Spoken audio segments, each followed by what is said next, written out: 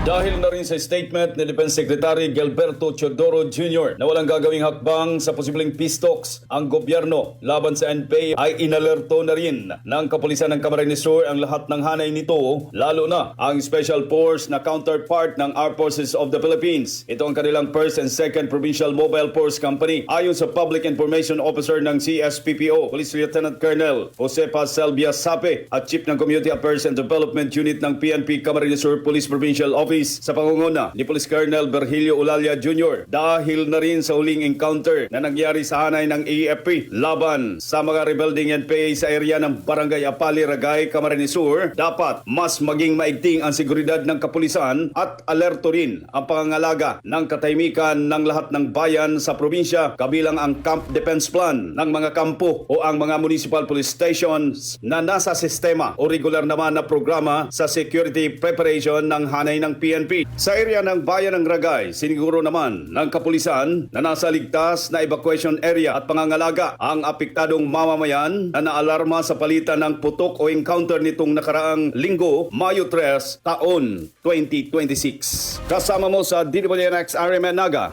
Radyo Man, Manibasa, Tatak, RMN. RMN Network News.